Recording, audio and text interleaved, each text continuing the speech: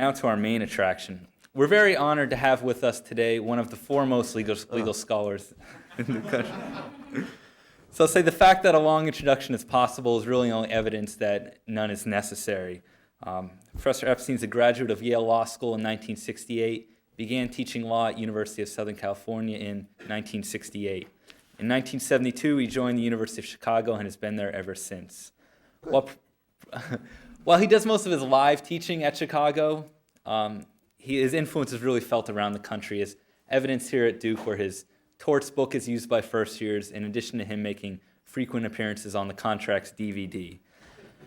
In 1992, Professor Epstein examined whether the social costs of anti-discrimination laws in the workplace outweighed their social benefits in his controversial and thought-provoking book, Forbidden Grounds. Today, Professor Epstein joins us to reflect on his book and how the law has changed in the past 11 years. So please join me in welcoming Professor Richard Epstein.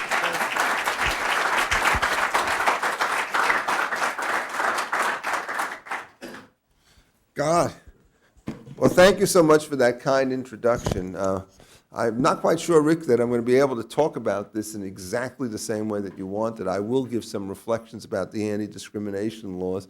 Actually, I'm happy to say I don't think there's been much change in the law one way or another, for better or for worse, in the last 11 years. So rather than talk about what the state of the law is, let me sort of talk a little bit about the evolutions of the arguments that are made about anti-discrimination laws, how I came to take this outlandish position, which I defended passionately in Forbidden Grounds and have not abandoned since that time, and then indicate to you what I think has been the history or the sort of the patterns of litigation after that time on the question of discrimination, which have, oddly enough, for reasons that are not so economic, have only reinforced my belief that lots of what goes on under the names of the anti-discrimination laws turn out, I think, to be an important social mistake.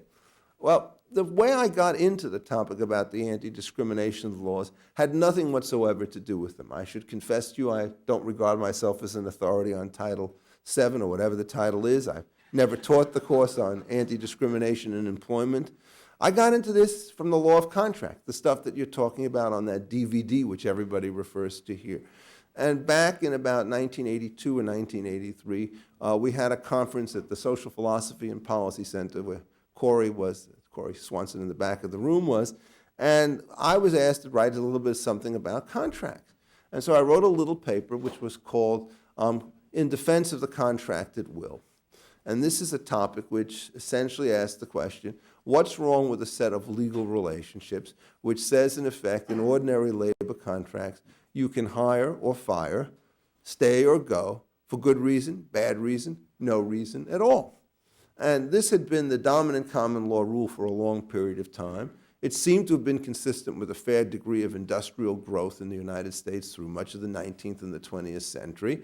All of the criticisms of it as being sort of inconsistent with the developments of the modern industrial state, that somehow or other it leaves lawyer workers in an undefensible level at risk. I examined these things at some level, and I came to the conclusion that this was actually an extremely clever contractual device as a default term that worked over a wide range of employment contexts. And the basic argument in favor of the contract at will went something as follows. It said, if you have a competitive labor market, what happens is the strongest protection that an employer has against any individual worker leaving is the ability to hire a substitute. And in effect, the strongest protection that any worker has against being fired is the wide opportunity of other jobs going out there. That once you start a particular relationship, if you do it right as an employer, you will be able to get more from this employee than from any substitute because of the special knowledge that the two of you have built up. If you look at this relationship from the other side, that is from the side of the employee, you too can get some kind of specific capital, so that what happens in effect is that each of these guys realizes that to breach the relationship is going to put them back into a market where they'll arguably be worse off than before, so that in the general situation, you would predict that there would be, so long as external circumstances were relatively constant, a high degree of stability because of the mutual threat positions. And the whole point about allowing people to come and go at will is that you don't have to go to a court after the fact and explain to them why it is that you let somebody go or why it is that you quit. Could you imagine having a four-cause rule with respect to worker dismissals? I mean, not dismissals, with resignations, it would simply end the market as we now know it, because many more people quit than are fired. And I said, this thing seems to be perfectly good, as against all these various kinds of remedies for wrongful dismissal, which were very popular in the 1980s, and I'm happy to say have probably receded a little bit since then. I would think the legal position of the contract at will, apart from the anti-discrimination laws, is, if anything, probably a little bit stronger in 2003 than it was in 1985. Just a slight shift in sentiment, no great tectonic shift, but nonetheless a slight shift in thing.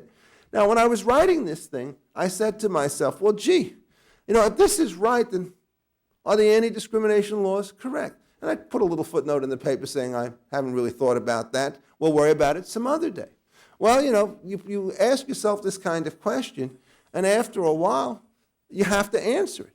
And so if it turns out, as a general matter of contract theory, you think that the competitive situation with entry rights and exit rights is going to dominate any for-cause rule, why is the anti-discrimination law unique with respect to that particular general proposition? Why isn't it just simply another case of good reason, bad reason, or no reason at all? Covers all of these reasons associated with sentiments having to do with race or with sex or with gender or with age or with anything else that you want to see. And hard as I tried to think, I could not figure out, apart from some grand geopolitical reasons that somebody might want to assign, why it is that the particular model would not work. And so then what I started to do is it said, look, the problem maybe with the earlier model of employment contracts, and this is something which is true of all contracts, and anybody who ever manages a firm instantly realizes this, is that it is a mistake in the way in which you're thinking about this subject to assume that these employment contracts are simply dyadic relationships in which there's a single employer on the one hand and a single employee. That makes the world into a series of firms, all of which have the size of two. And it turns out that that's really not a very accurate representation of how things in fact take place. Whoops, thank you, Rick. And so, okay, what happens is a firm really has a singular employer, let's just take the simple model, and lots of different employees, and that one of the things that you really have to worry about when you're running a firm is how it is that the individual contracts of employment play out when you're trying to figure out what the relationship is between coworkers and the way in which they do business one to another. And the secret in management in many cases is to figure out how it is that you take into account these interactive effects. And so therefore the traditional neoclassical model that one develops, which treats every worker as a kind of a self-contained atom, is in fact something which is very inaccurate if you're trying to figure out what's going on in any particular workplace with which you'll have any encounters. And so what you have to then start to do when you're trying to figure out how to put a firm together is to make sure that the pieces fit together in ways that individual workers work well with one another. The simplest model is one where there's a boss which has 3, 4, or 5, or 6 workers, but by the time you're done with complicated organizations with tiers and levels and hierarchies and managements and divisions and so forth, running a place like this is running a network of contracts in which every time you start moving one of the pieces around, it's going to influence the productivity of all the pieces that are adjacent to it, and probably to a lesser degree all those pieces that are somewhat more removed. So if you're trying to figure out what's going on, all of these things have to be taken into account. Now this is a classic illustration where you complexify the model a little bit to make it look like reality, and your first assumption is, well, maybe now the contract at will isn't going to work as well. But when I thought about it a little bit more, I said, hey, this argument goes in exactly the opposite direction. If it turns out that what you're trying to do when you put the business together is to figure out how the questions of fit really matter inside these organizations, what you're going to have to do is to have a very precise knowledge of local topology based upon the personalities of different kinds of people. And if you're trying to think of the one sort of thing which you could never recreate in litigation 2 years later after somebody has been dismissed, it's going to be exactly that kind of an issue. What sort of ambience, what sort of radiations, what sort of effects that you can have. And indeed, anyone who's ever done any management, and I have to confess that I did so for 4 months. I was an interim dean. It was actually 4 months and 9 days, but who's counting, is the way I like to put it. I realized that this model turns out to be exactly true, that in any kind of a firm relationship, what typically happens is that if you have one person who's not holding up his or her weight, or worse, is a source of sort of dissatisfaction and dysfunctional morale, what happens is it destroys the productivity of everybody else. And so I then developed as a dean the following kind of philosophy, which was the philosophy known as the duty to fire. And you ask yourself, why on earth would anyone want to have that kind of a philosophy when you're running a business? Well, it turns out it's real easy. When you are an employer and you have one or two dysfunctional workers inside your mix, or in large plants perhaps more, and you don't get rid of the bad ones, all of the good workers are going to resent you for the fact that you haven't protected them, and they're going to leave. So that what happens is either you respond to what their pressures are and get the morale problem fixed up in some kind of a correct fashion, or you're going to find yourself paying a terrible price with respect to the integrity and the productivity of your own organization. And the basic maxim that one can say about this, I think with a certain degree of confidence, is that if you have dysfunctional people inside your workforce, essentially your productivity will go up if the numbers go down. That is, you'd rather leave a slot bank vacant, have certain work done on an overtime basis by other people, than fill it with somebody whose negative interactions with everybody else is a source of resentment, grumbling, anxieties, antagonisms, and so forth. And it became very clear when you're looking at employment, not as a single contract, but rather as this elaborate grid of interactive relationships. There is nobody outside the system who will have enough knowledge to be able to second guess those judgments. And sure enough, when you let somebody go, the standard letter from the lawyer, given the fact that there's always the non-possibility of a wrongful dismissal action, is Mr. or Miss X, a dedicated employer who has spent all their time working fearlessly and slavishly in your services, has been rudely dismissed by your callous and indifferent dean. And you just know that the ability to make that narrative stick outside of the particular environment is far greater than you would otherwise have, so that the entire argument essentially about contracts at will in this more complicated situation turns on the ability to project what's going on inside the workplace in the rather different sort of environment associated with a court. The third thing that struck me about this is one of the things that you hate about the for-cause environment is the moment you put this thing forward as the standard by which you hire or fire, and particularly fire people, what will happen is people will start to make the record. And so if there's somebody who doesn't work out, instead of just simply saying, look, better you get a job somewhere else, you now have to explain for cause why you fire them, so you set them up for a fall. You engage in kind of purposive defamation in order to make it clear to the rest of the world that you have the kinds of justifications that are involved. And that what it does is it escalates and raises the level of rhetoric and makes it harder for you to negotiate the kind of silent withdrawal which will work when in fact you have perfectly good people, which is sometimes the case, but they just don't mesh with one another and you want to change it. Well, this is the way in which one starts to look at the firm. And then the question, if you're going to start to ask this, is what does this tell you about the anti-discrimination laws? Is there anything about the questions of race or about sex or about age and so forth which allow you to think that there's a reason that a system of external government management is going to work better for deciding who can be hired and fired than a situation in which you allow choice on both sides to keep people together until they decide for one reason or another that they're going to be separated? And I think the answer is that there really isn't. It's not that I'm going around and saying in a glorious fashion that I think every firm ought to discriminate against X, Y, or Z group. I think that's a rather stupid sort of thing.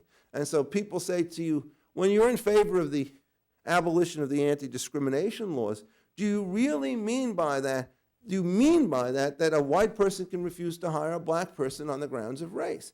I said, that's not what it means. It means that any person could refuse to hire any other person on any ground whatsoever. And it also means that a black person could refuse to hire a white person on the grounds of race, or if you believe in affirmative action, that a white person can refuse to hire a white person on grounds of race because they think that somebody else is going to be better for the job. And that what it is a mistake to do is to assume that all of the decisions that are made under this kind of rule by private, decentralized actors will move in exactly the same direction, when in fact some of them will decide for whatever reason to move in one way, whereas others will decide to move in another.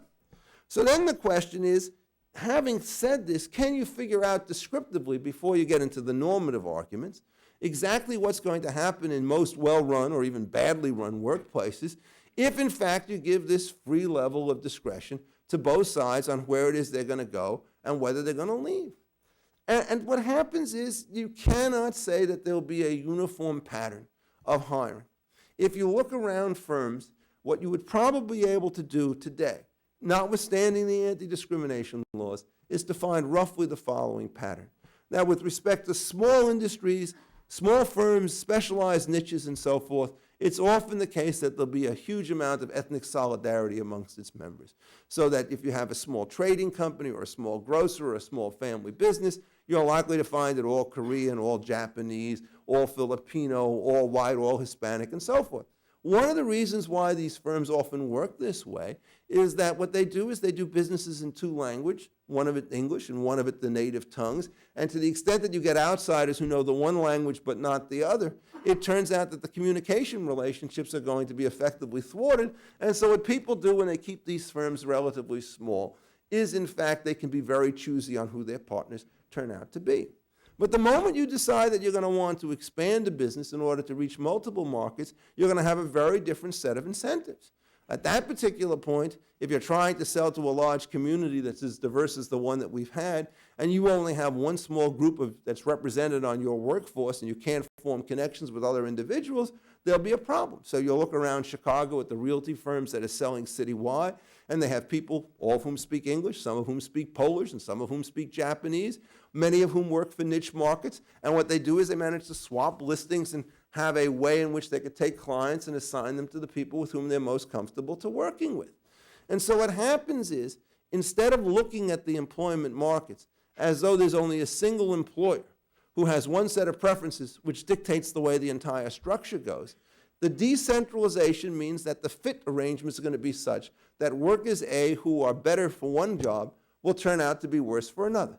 And the secret of productivity in many cases is getting the right kinds of matches for individuals so that the relationships work well, and that can only be done to the extent that you've got private choice on both sides. Now, somebody will say to you, well, you know what, this means that you're going to allow bigots, and who wants to deny that there are some in this world, bigots to simply run riot, and you're not going to have the slightest legal sanction against them. But I actually thought about this for a while, and I said, no, if you're thinking about this as a network with lots of complicated combinations and so forth, that's not the way the situation is going to work out at all. What will happen is, suppose you could find that there's 5% of the population which is intolerable and will only deal with people who have certain race or sex characteristics X. So you put them in that firm out there. What that does is it makes the workplace easier for everybody else. Because essentially, you have now taken all the extremists. They're in their own little firm. They don't do a lot of personal interactions with other people, but they're kind of backroom people or computer program designers or whatever the world it is that they do. Nobody has to talk to them. And the rest of us can get along because we don't have to figure out in our internal politics and the way in which we sort of operate the collective and public life of our particular firm how to satisfy a bunch of outliers. And so what happens is the way in which basically the willingness to allow discrimination to take place is it results in a very useful form of market segmentation. You have lots of collectivities, and one of them will work this way and one of them will work that way, and there's no need, since you have like-minded people in the various organizations, to have a single set of norms that will be suitable for both of them. You can individuate the norm. Each norm is going to be appropriate for its own group. The fit will be pretty strong. They will then select future workers who, in fact, buy into the ethos of the situation and so forth. And in fact, one of the clear, interesting implications of this particular position actually has to do with affirmative action. Because if you're trying to look at it under the traditional view, there is a real moral and conceptual puzzle about how it is that you make this thing work. Most of you are too young, but there are a few people in this room who are not, to have remembered the way in which the debates over the Civil Rights Acts went back in 1964. And what happened is the first thing you did was to knock out the norm of freedom of association, of which the contract of will is a part, and substitute in the norm of colorblind and sex-blind and every other kind of blind relationship that you could have as being the appropriate rule for rational agents in employment markets. That was, Jerry remembers this, I'm sure, right? You know, just this emphatic, absolute certainty that this was the right norm. This was absolutely all the rage in the United States in 1964. We introduced prohibitions into the Civil Rights Acts, which prevented preferential hiring and employment. We managed to say that we had now figured out what the absolute ultimate truth on this issue was. And it's very clear that when this was done, nobody in writing about the firm had tried to think of it as this complicated set of human relationships, but rather what they did is they tend to think of the market in relatively impersonal terms, which was the way in which economics was done in the 1950s and 60s, before the transactions cost revolution, which was introduced by Ronald Coase, amongst other people at that time. And within 2 years, all of a sudden, this norm was absolutely passé. What everybody was now in favor of was strong levels of affirmative action. I mean, it was the striking shift that took place in the United States between 64, when the act was passed, and 1968, when you had the election, was attributable in large parts to the race riots which took place on the American streets during this period of time, and shook up a lot of people who said, hey, what we thought was going to be a nice fix in the 1904 Civil Rights Act didn't work. So now what you have to do, when you start with one strong norm and another powerful social arrangement, is to figure out collectively how it is that you read a statute which is so powerful against affirmative action in a way that will start to tolerate it. And so what American legal scholars did is they went into their interpretive mode, which is what they found is 1,000 ingenious arguments to say that language which was perfectly clear, both in terms of what it said and what it meant exactly the opposite of what it said, because the motivations were exactly opposite. And you went through this long period of time trying to figure out how it is that you justified affirmative action. And the truth about the matter is the use of affirmative action by private and even to some extent public institutions has always been compromised by virtue of the fact that the background norm of colorblindness from John Marshall Holland's rules back in Plessy v. Ferguson, in fact, came into this particular area. What's the right way to think about this? Well, if you don't start with the colorblind norm and you start with the freedom of association norm, it means that you can hire whomever you want for whatever reason you want, and you don't have to persuade a court, you don't have to persuade a legislature, you don't have to persuade anybody but your shareholders and your fellow employees that we think some kind of a diversity program is appropriate for this particular business for whatever reason we want. And oddly enough, if you're figuring out what arguments are used in order to favor diversity, most of them turn out to be exactly the same kinds of relational arguments that I talked about from the modern classical, sort of modern version of transactions cost economics. Relationships are what matter. Atomistic conceptions aren't any good. These individual notions of merit, which the classical economists, the wrong economists, thought were correct, are completely inapposite. And so what you do is you switch over your philosophy, and now in effect what happens though is you say that in order to make this go, you have to prove a compelling state interest, and all of a sudden, instead of this being a bright idea for your firm, it turns out to be some kind of a moral imperative. And I think you would do a lot better with the affirmative action debate if everybody said, let's just decentralize the issue and figure out within each firm or within each law school what it is that we want to do, free of legal compulsion from one side or the other.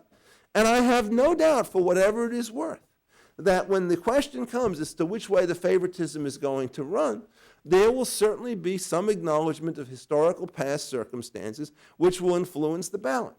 How will it influence it? Different levels and different kinds of organizations.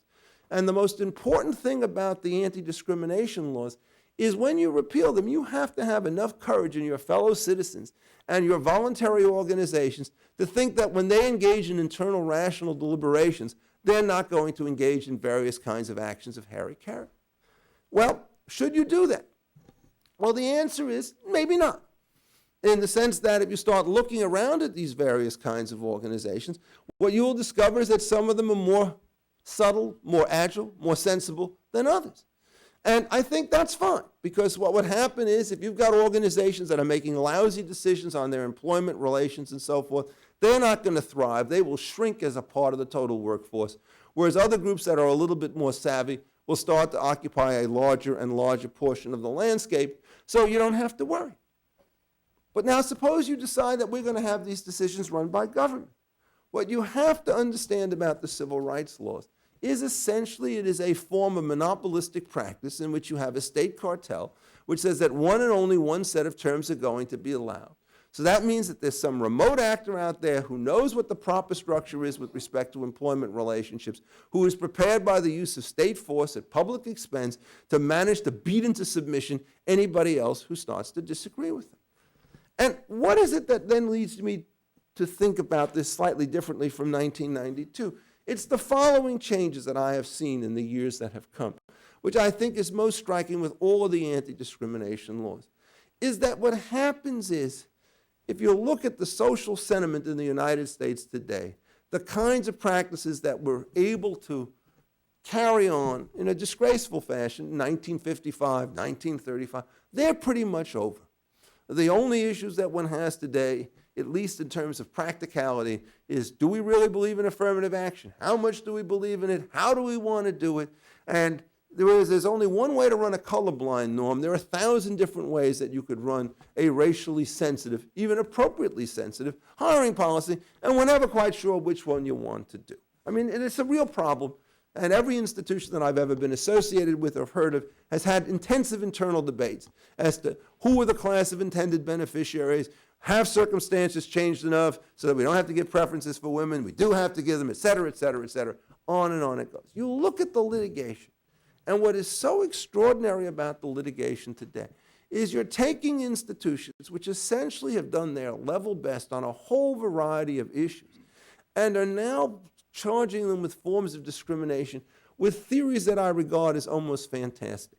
So that what really happens is the law themselves has achieved to some extent its intended purpose, mainly because social sentiment has moved so strongly in the direction.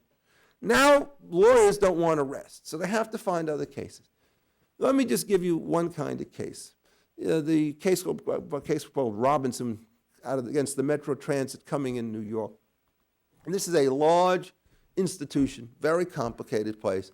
It has about 13 different divisions.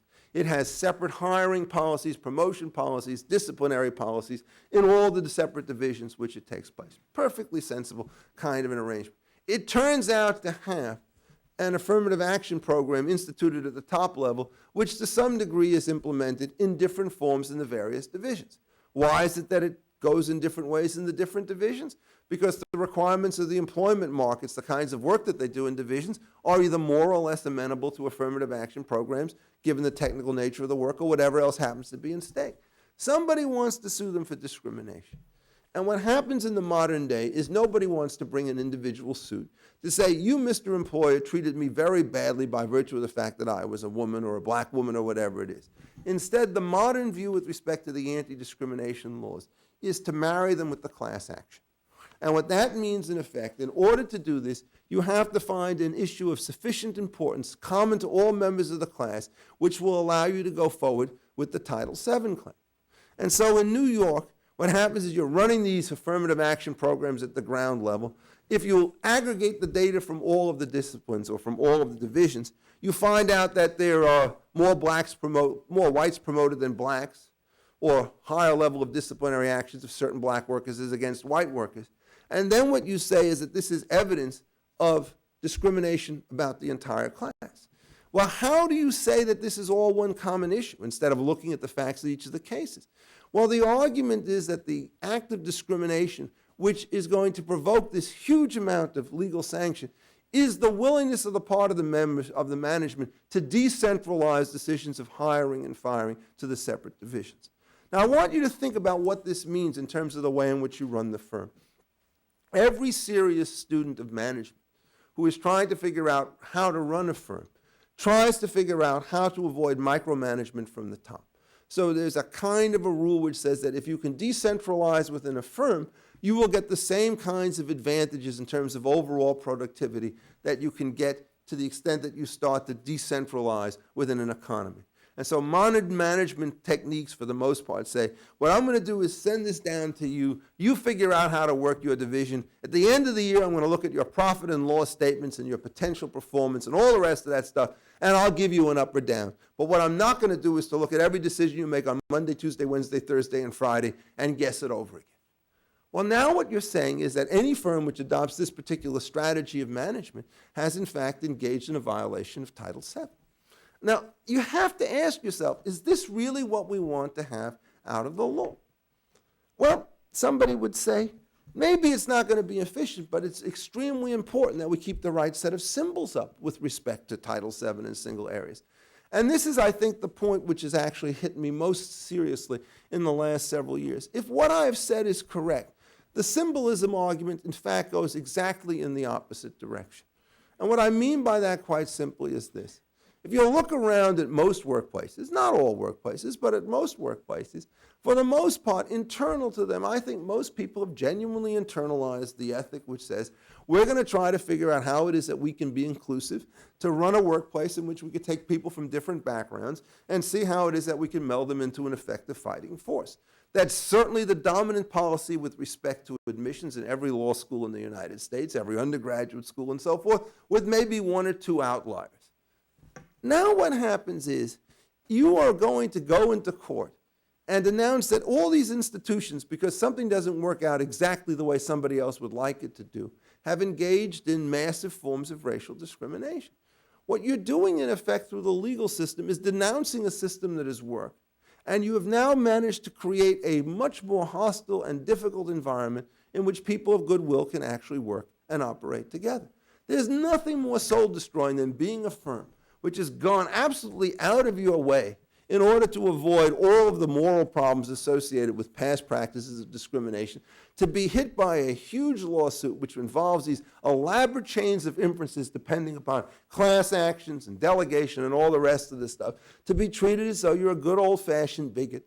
And not only to be treated that way, but to be done so on a mass scale, so that whereas the original version of Title VII contemplated individual suits in which you actually had to make out a case of bad motivation by the employer, you now have this huge train of imputation that's going along. And it's not just the race cases that have this, it's also, or it's not just employment cases that have it, you have it all over again. I mean, I have worked on 2 cases on discrimination law recently, and just to describe what they're about, I think would indicate to you what's going wrong. One of them is a case about discrimination in automobile lending markets. And the first thing to note about these particular markets is that the lenders who were charged with the discrimination, in fact, had no knowledge of the race of the parties to whom they were making the loans. They didn't even know it, and the class action lawyers didn't know it either. But it turns out that notwithstanding all of this fact, as a complete colorblind situation, you could find some disparate impact case which would allow you to say that blacks were paying more in fees than whites, when it turned out that what you really meant to say more accurately is that high-risk customers had to pay higher service fees than low-risk customers, and there were more blacks in the first class than there were in the second. Well, this is just a lawsuit, but the moment a guy like Jesse Jackson gets his hands on this thing, it turns out you could then charge a major American car company with engaging in apartheid practices because of the discrimination. Well, that's the last thing you want in terms of race relationship, is to rile people up with respect to a series of practices that are wholly innocent. That is, you don't want to get yourself into the situation where cheap charges of racial insensitivity can inflame a very sensitive population when all you have going for it is this elaborate chain of inferences based upon these exotic theories associated with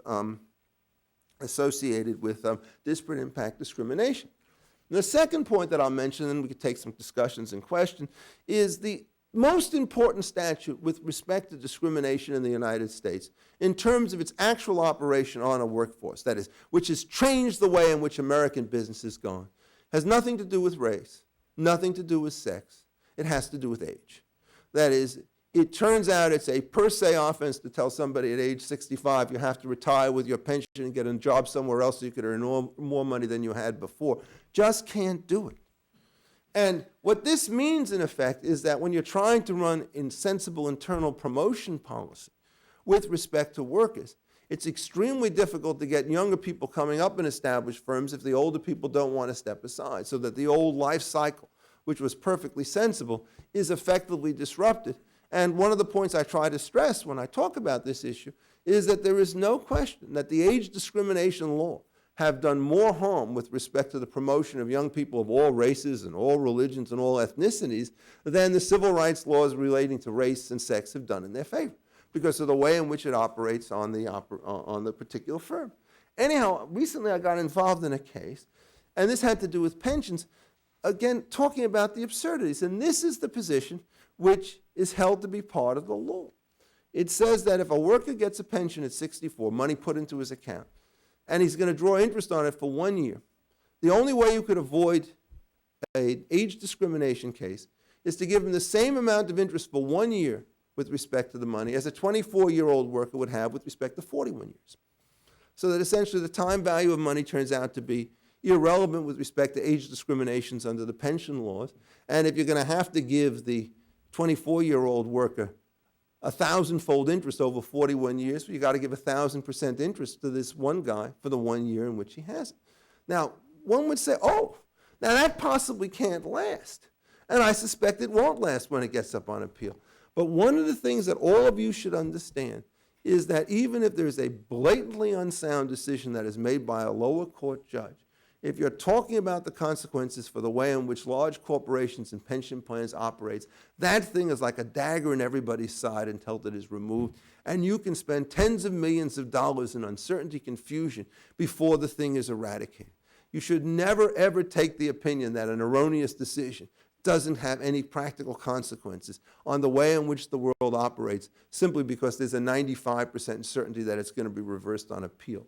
Even if you take those numbers and you're talking about an issue which has got a $100 billion price tag with it, you're still saying that there's a $5 billion risk associated with it. But that's only part of it. It's the utter confusion and uncertainty, the copycat lawsuits, the political rhetoric that it generates that is there. So oddly enough, what makes me most troubled about the anti-discrimination laws today can be summed up as follows. You get a lot of these cases which work on extremely exotic theories inside the courts. But when people start talking about them outside the courts, they treat it as though this is back in the American South in 1933. And it's that willingness to take exotic theories and then to transfer them into the public sphere, which means in effect that you have done an enormous disservice to the sort of the political economy and political morality that you're trying to develop in a society. I have much more confidence that sensible individuals in diverse institutions can figure out how to handle the question of race one case at a time than any set of courts or any set of legislatures can do that. And it's simply the public choice story which says that you give this amount of power to a small number of people, and what they will do is find a way to turn it to their advantage. And smaller government is, in fact, one of the reasons why it is that you want to have these decentralized choices. Well, anyhow, that's what I had to say, and I'm happy to take any and all kinds of questions and also a drink of water. Questions? Somebody's got to disagree. Yes? I don't want to disagree. I just want to ask the question. How much does your account of the right moves for now depend on the sort of social facts of today? So if we were having this discussion in 1959, would the social facts of who the employers were, how much education African Americans had, how strong the social norms were against bringing them into different institutions, would that make you give a different half yes and no? It's a very complicated question, and it's filled with all sorts of landmines, but I think it's actually a fair question, so let me see if I can answer it. What I was doing, in effect, was, in this particular argument, trying to argue from a state of nature in which there had been no fundamental moves which were deeply flawed, right? And what I'm saying, in effect, and I think you picked up on this very rightly, is that I do not think that modern employment markets live in the shadow of 1959. That is, I'm old enough to remember the 1964 debates. You may be, I will not say one way or the other. But it was very clear that anybody who had any knowledge of what was going on in America, particularly in the South, but not exclusively in the South, understood that the heavy hand of government was on there in exactly a perverse relationship. Just to give you one piece of enlightened social legislation, the Davis-Bacon Act, passed in 1931, had in its legislative history the explicit account. One of the reasons why we want to give prevailing wages on all government jobs is to prevent colored workers from the South coming north and underbidding us with respect to their employment. I mean, that's what it said. That was their language. It was not my language. What happened is you had government on the scale in exactly the opposite direction. It was a monopoly force. Anybody who wanted to get a permit would understand that if they did not comply with the norms of the government officials, that it would be quietly and silently denied to them, so that the entire labor force was misshapen by this powerful hand. If you go back and you read C. Van Woodward, have you ever read The Strange Career of Jim Crow? It's a wonderful book. He asked the following question. He says, why on earth do we see such absolutely rigid policies of racial segregation in the South when there is, in fact, almost no law that requires it? And yet you saw it. I think the answer to that question comes from the following thing. The way this system of discrimination was enforced was through a series of neutral permit rules, which were used to racially selective effects. So what happens is, if you're in the South and you want to open up a factory, you won't get your water permit if you make it clear to the public officials that you're going to have an integrated workforce. I mean, there had to be some mechanism, because otherwise there would have been entry which would have simply eroded the advantage. And you've got to find a monopoly stop, and I think that's the place in which it took place. And there's a lot of anecdotal evidence that one has from the 1950s about exactly the way that that thing worked. Well, given that kind of legal background in there, it's not just a question of social norms. It's a question of having some really sick sort of arrangements. And at that point, I think the answer is you have to, as it were, break some china in order to remake some china. And I would have had, certainly in places where this was rampant, some fairly powerful government action at the federal level to neutralize some action at the state level. And to give you the simple illustration, the North Carolina Agricultural Extension Board of 1959 had different wage scales for black and white workers doing exactly the same thing in government employment. Well, I mean, that kind of tells you what's going on there. And if the state has this attitude on employment, anyone who wants to do business with the state is going to reflect that, and it's going to be difficult. So I would push very, very hard. Now, the question is, what's the remedy? And here I think there is a real hard debate on means to ends. One thing you could say is, look, they've had so much of this nonsense going on in one direction. We got to have a non-discrimination law or even an affirmative action requirement in order to stop this. And it's basically trying to correct one error with something else which might be an error in and of itself, but is justified by the past. That's the standard argument which you've heard made many times, right? And it's not that it's wrong. It's dangerous. Because what happens when you do this is you never know whether what starts out to be a corrective response to one wrong then takes on a life of its own. My favorite illustration is not related to race, but is related to rent control. Everybody knows that the rent control statutes in New York were a response to the sudden run-up in prices in rental housing as a function of the start of World War I and World War II, right? And they were put on in 1943, and they're still there in 2003. That's the danger that you get when you do that system. So my view about it is actually, I think the better remedies for the most part are, A, get rid of the explicit stuff in government itself, which is what the first 4 or 5 years of the Civil Rights Act were about in practice. Because remember, all the real cases in private employment didn't come until the 70s, right? What? I mean, because they had a lot to do before they could litigate this other stuff. And the other thing to do, this is the key to success, it's the one great insight of Hayek. The other side of local knowledge is that you always compete away government monopolies by allowing free entry. You have to break the permit system. That's the key variable. That is, if you can find a way in which I can set up Jewish guilty merchant, a textile mill in Durham, South Carolina in 1933, and I'm willing to hire black workers, and I will be backed by the Federation of Jewish Philanthropies, and there's no state official who can stop me, it's going to undermine that system extremely rapidly. But what happens is, if you go back and you check the history inside this, you find two things going on simultaneously. One is that entry was always blocked, and two, this is equally important, that the exit of black workers was blocked to the extent that the Southerners could find ways to do it. That is, it was a crime to try and pay somebody's plane fare or train fare back in 1931 to get them to go to Chicago. Because it wasn't that they wanted to have a situation where they were all white. You can't exploit people who go. What you wanted to do is to make sure that they couldn't leave. Then you force them into separate communities. Then you could hire them at rents that reflect your dominant position. So I think, and this is the basic theme of Forbidden Grounds, is if you could actually design a system of free entry, nobody will be able to keep a system of segregation alive as a comprehensive situation. The best you could do would be have a black and a white workforce getting equal wages. That would be about the best that you can do for equal work. And for the most part, the moment you have one guy who wants to run an integrated firm and can make it go, it's a symbol which sticks in the craw of everybody who thinks in the opposite direction.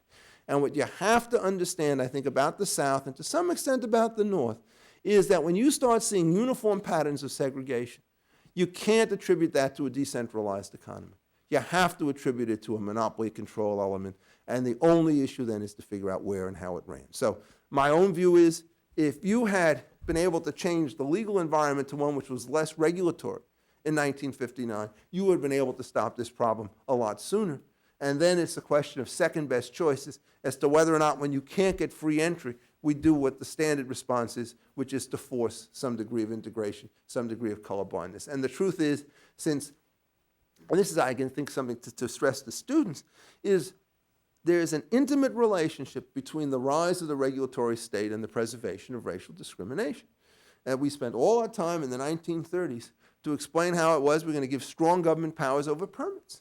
And the moment you do that, you create the possibility of exclusion, which means that it's more difficult to run the race thing. So if we had kept to a Lochner-type era, we would have had a lot easier time in dealing with the race question later on, because we would not have had to make special rules for race. We would have simply been able to let the entry process change it, so that as public sentiment starts to change, as it was changing throughout the 40s and 50s, right? I mean, Jackie Robinson was a social phenomenon. It would have happened, and it would have happened at about the same rate with a lot less blood on everybody's hand. So that's what I would say to that question. Another question? Yes, sir? It seems to me like you're making a value judgment. Oh, yeah, thank God. And you're saying that, advertising. Well, all these people go to class. Actually, sir, what happened is the moment you said that you're making a value judgment, everybody in protest decided to get up to go, right? Normally it's me they go after, right? But this time it's you.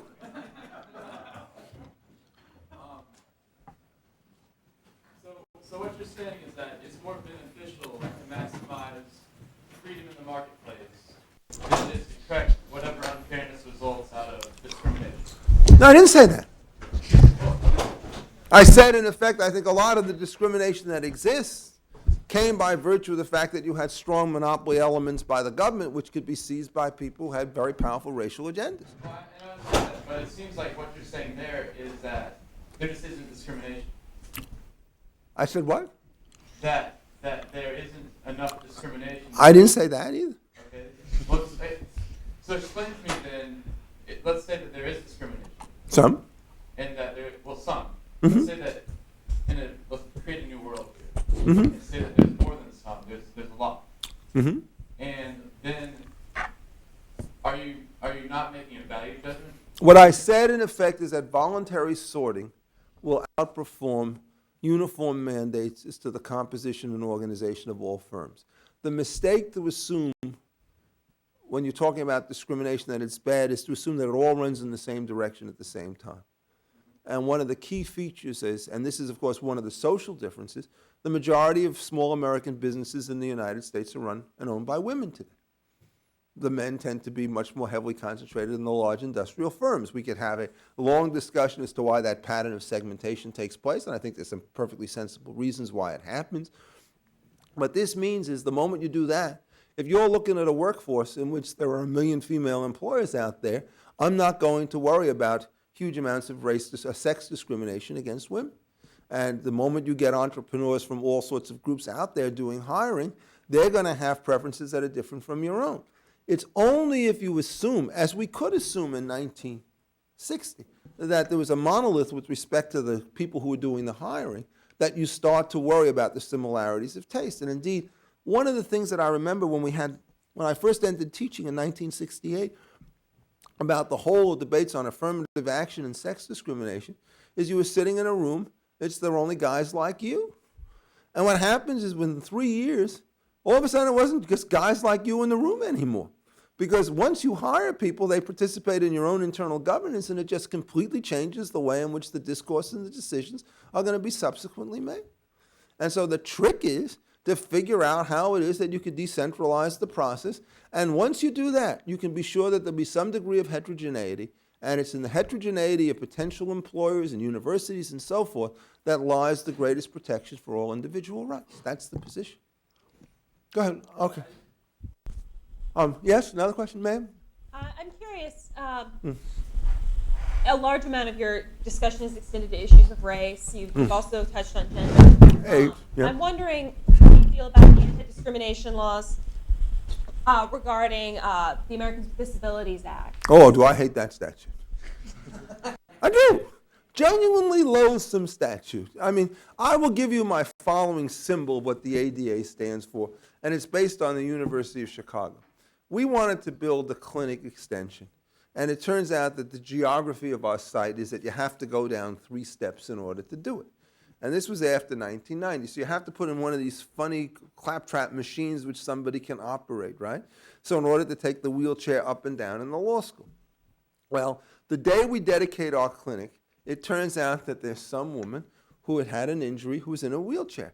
And we come to the steps, and we have to decide how to get her down. And she looks at that device, and she looks at 4 guys and says, carry me down. So we carried her right down the other area. She got out there because she didn't want to wait 15 minutes for somebody to figure out how to operate that machine. Now, that machine has been sitting in this law school for 9 years. It has yet to be turned on. Because every time somebody comes to that thing in a wheelchair, somebody else lifts them down the step. And this is essentially 2 ways in which you try to respond to the problem.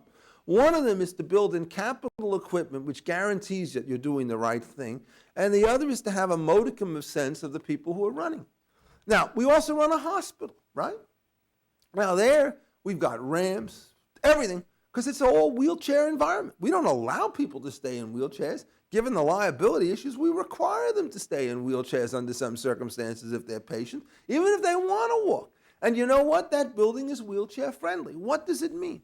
It means that if you're running the same employer in 2 areas, you've got these ridiculous things hanging around there costing you $20,000, $30,000 a pop, looking like hell, killing the architecture, nobody ever using them. And then in the other area, you have a hospital which does more than the ADA could ever require because we have to settle the demand of people.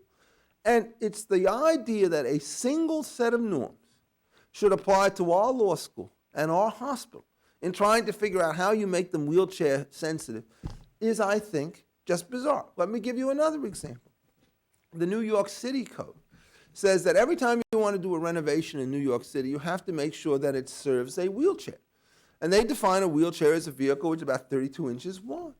Well, there was a story in, of all places, the New York Times a couple of years ago, in which they showed you the 1987 wheelchair, which was in fact 32 inches wide, and the 1998 wheelchair, which was in fact only 26 inches wide. What happened is the technology of wheelchairs had so changed. What happens is you've got to build this thing now, and this is in New York City where land is enormously expensive, housing is terribly cramped. You've got to build it to accommodate a set of wheelchairs that nobody uses. And you can't get a permit. Even if you have nobody in your house who turns out to be somebody who actually needs to use a wheelchair under any circumstance. So what has happened is the entire renovation market inside the city has been effectively thwarted by this ridiculous requirement imposed by people who simply don't understand that the technology has changed so that the wheelchair issue is different from what it was in at least one dimension when the statute was passed in 1990. Yes? Do you feel the same way about sections about anti-discrimination in the American Disabilities? Absolutely. Okay. And now let me give you but one illustration. There's a piece by a man named Tom DeLear. And he predicts exactly what happens. The number of people with disabilities who are employed in the United States as a percentage of those who would like to be employed is smaller now than it was in 1989. And the question is, why does this happen? Because if you're an employer and you see the ADA coming, you know that once you hire somebody, you can never let them go. And so what you do is you duck. You run for cover. And you'll find some pretext because it's much easier to defend a non-hiring suit than it is to defend a dismissal suit. The other thing about it is, and this has to do with the ADA, it's the hospital point made slightly more general.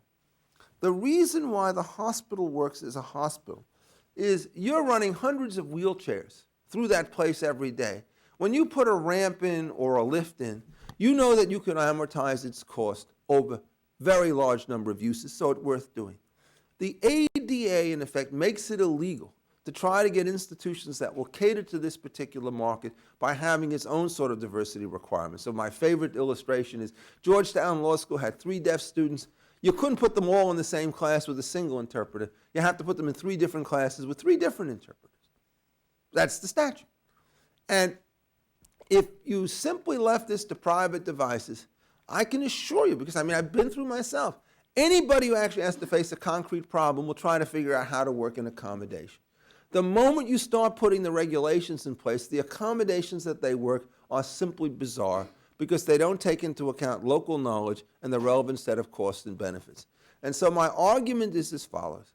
There is no question, 60 years ago, nobody worried about how it is you took care of disabled people in the workplace because they couldn't live in a workplace. Now, in effect, the sentiment is changed because technology permits people with disabilities to work in ways that they did not before. But I will say without doubt that the modem has contributed more to the welfare of disabled people and their ability to work than the ADA has or ever will over its entire life. Its net effect is to add cost to employers, to retard construction, to increase accident rates, to do all sorts of things. The basic rule of thumb, and anyone here who's ever done construction will tell you that, every time you want to build a building today, the ADA could add as much as 20% to the cost of that particular structure, depending on the purpose for which it's used. And all you do is you get these ridiculous lifts that nobody wants to use. And I think somebody just has to say this because the political sentiment is so strong, and the case for it seems out to me to be absolutely disgracefully weak.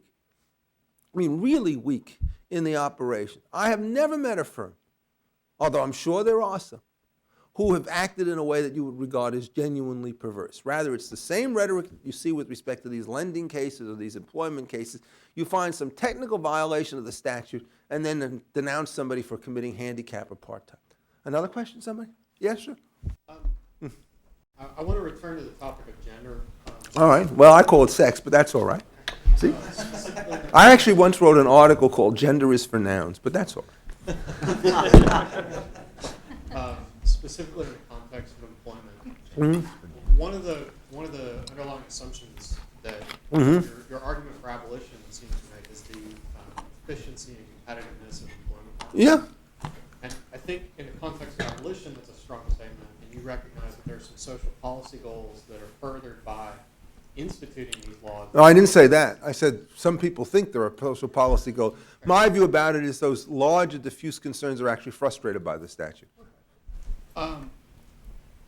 If we admit, for the sake of argument, that there are social policy goals that are furthered by having these laws in that context, and I think we both agree that the competitiveness of the employment market, particularly as regards women, has improved from the 1960s to now. That I wonder at what point do we, how to phrase this? I think that it's difficult at the moment to still make the argument that the social policy goals that work further are not still further, regardless of the enforcement mechanism, leaving that aside.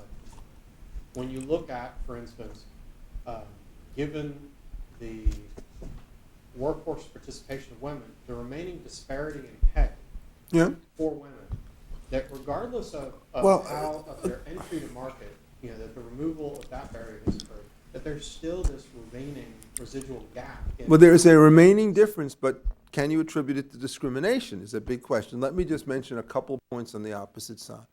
One of them is the question of what sort of special accommodations do you make?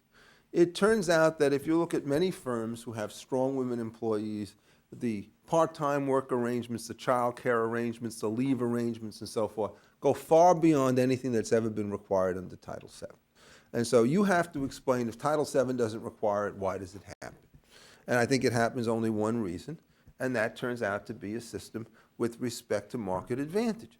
So that's the first point. I mean, it's worth it to an employer to do this, and what happens in part is it takes it out in wages to some extent. You got to get something for that, and also in advancement processes. I mean, firms run under very complicated rules about how you decide promotions, but this is, let me just finish. All right, so that's the second point is there's a piece, and this is about 1987 by Paul Weiler, and he says, let's just sort of control for certain facts when we sort of look at the wage gap.